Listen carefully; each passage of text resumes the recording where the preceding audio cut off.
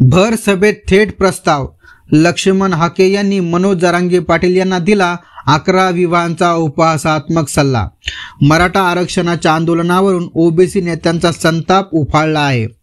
तुम्ही मागास झालात ना तर 11 विभाग आपापसात ठरूयात. लक्ष्मण हाके यांचा मनोज जरांगे पाटील यांना भर सभेत टोला.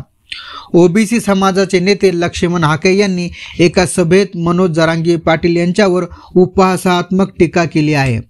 मराठा समाज मागास असल्याचा दावा करत असल्यास मागास समाजातील प्रथा स्वीकाराव्यात असा टोला त्यांनी लग्नाच्या उदाहरणातून दिला. हाके म्हणाले, जर तुम्ही मागास झालात तर 11 विभाग आपापसात ठरूयात, मग आम्हीही मागास म्हणून मान्यता देऊ.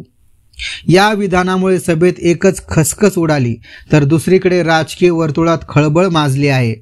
मनोज जरांगे पाटील हे मराठा समाजाची ओबीसी प्रमाणपत्राच्या मागणीसाठी आंदोलन करत आहेत. ओबीसी समाजाला यामुळे आपले आरक्षण धोक्यात असल्याची भीती वाटते.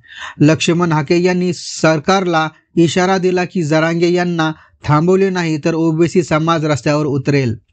ही टीका केवळ वैयक्तिक नाही तर आरक्षणाच्या मुद्द्यावरून निर्माण झालेल्या सामाजिक तणावाचा प्रतीक आहे. पुढे काय होणार? मराठा आणि ओबीसी समाजात समन्वय साधला जाईल का की संघर्ष वाढेल? तुमचं मत काय आहे? हाके यांचा प्रस्ताव उपहास होता की गंभीर इशारा? कमेंटमध्ये नक्की सांगा आणि अशाच बातम्यांसाठी सबस्क्राईब करा.